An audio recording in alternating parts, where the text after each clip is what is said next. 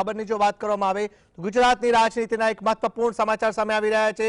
ભાજપના નવા પ્રદેશ પ્રમુખ અંગે ચૂંટણી પ્રક્રિયાની એ વાત સામે આવી રહી છે। આજે સવારે પ્રદેશ પ્રમુખ માટે ઉમેદવારી પત્ર ભરવામાં આવશે। ગઈકાલની વાત કરવામાં આવે તો ગઈકાલે 2 ઓક્ટોબરે ભાજપના પ્રદેશ અધ્યક્ષને ચૂંટણી સંબંધિત કાર્યક્રમ જાહેર કરાયો। લાંબા સમયથી ચાલતી અટકળો વચ્ચે હવે કાર્યકરોની આતુરતાઓનો અંત આવ્યો છે। આજે 3 ઓક્ટોબરે ગુજરાત રાજ્યના પ્રદેશ પ્રમુખ અને રાષ્ટ્રીય પરિષદના સભ્યોની ચૂંટણી પ્રક્રિયા હાથ ધરાશે। સવારે 11 વાગ્યાથી બપોરે 2 વાગ્યા દરમિયાન પ્રદેશ પ્રમુખની ચૂંટણી માટે ઉમેદવારી પત્રો ભરવામાં આવશે। પ્રદેશ પ્રમુખની પસંદગી પ્રક્રિયા માટે ભૂપેન્દ્ર યાદવને ચૂંટણી અધિકારી તરીકે નિયુક્ત કરાયા છે। તેઓ જ નવા પ્રદેશ પ્રમુખનું નામ જાહેર કરશે। આ સાથે જ ગુજરાત ભાજપને 11મા પ્રમુખ મળશે। ભાજપની વાત કરવામાં આવે તો ભાજપ હંમેશા ધારણાઓથી વિપરીત ઝટકો આપવા માટે જાણીતું છે। જે નામ ચર્ચામાં હોય તેને બદલે નવો જ ચહેરો રજૂ થાય છે। આ વખતે પણ એવું જ થવાની શક્યતાને નકારી શકાય તેમ નથી। આ તમામ ધારણાઓ ઊંધી પડે તો પણ નવાય નહીં। હાલ પાટીદાર મુખ્યમંત્રી હોવાથી ઓબીસીને પ્રમુખ બનાવવામાં આવે તેવી એક સંભાવના પણ વ્યક્ત કરવામાં આવી છે। ગુજરાત ભાજપના પ્રદેશ પરિષદના 292 સભ્ય પ્રદેશ પ્રમુખ વોટિંગથી પસંદગી કરશે।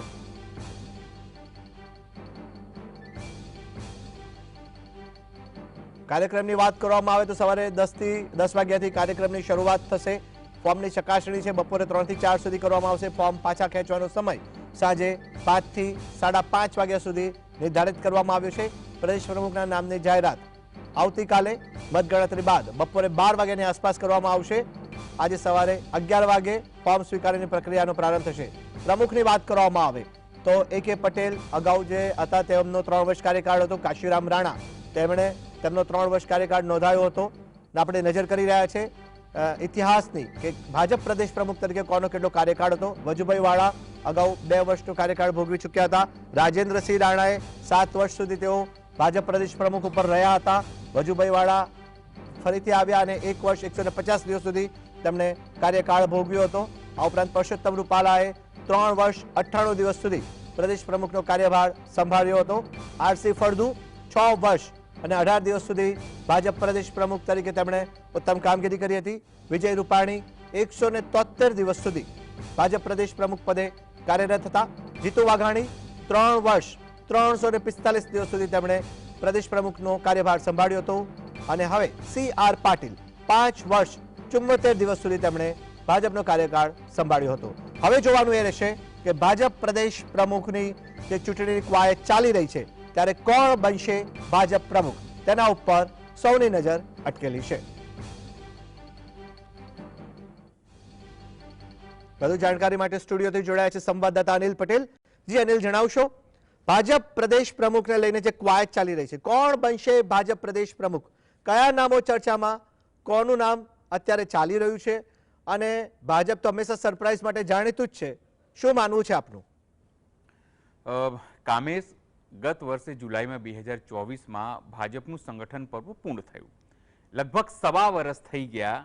ભાજપ નક્કી ના કરી શક્યો કે તેને કોને બનાવવું, કારણ કે એની અંદર RSSનું પેચ હતું।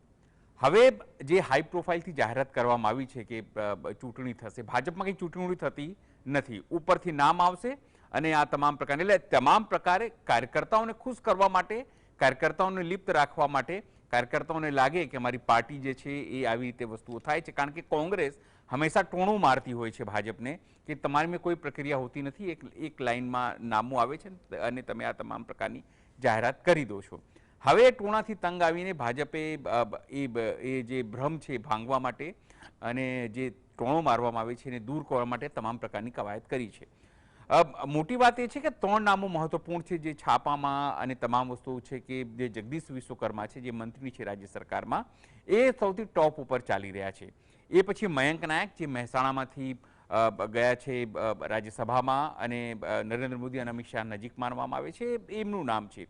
એ સિવાય મધ્ય ગુજરાતની વાત કરીએ તો ખેડાના જે સાંસદ છે દેવસિંહ ચૌહાણ, એમનું નામ પણ આગળ છે। પણ હું તમને એક વાત કહી દઉં કે ભાજપ હંમેશાથી એવું રહ્યું છે કે જે નામો ચર્ચામાં હોય એનાથી વિપરીત માટે તે જાણીતું હોય છે, પણ જરૂરી નથી। આ વખતે તમામ વસ્તુઓ બદલાઈ પણ શકે છે। સવાલ એ છે કે ચર્ચા છે કે વારંવાર કે ઓબીસી નેતા, કારણ કે પાટીદાર CM છે તો કદાચ ઓબીસી નેતાને ચાન્સ મળે, પણ એવું નથી. તમને ખ્યાલ હશે કે આનંદીબેન પટેલ જ્યારે સીએમ હતા તો આરસી ફળદુ પોતે પાટીદાર હતા અને તેઓ પ્રદેશ અધ્યક્ષ રહી ચૂક્યા છે. એટલે ભાજપમાં કહેવા માટે અને કરવા માટે બંને નિયમો અલગ હોય છે.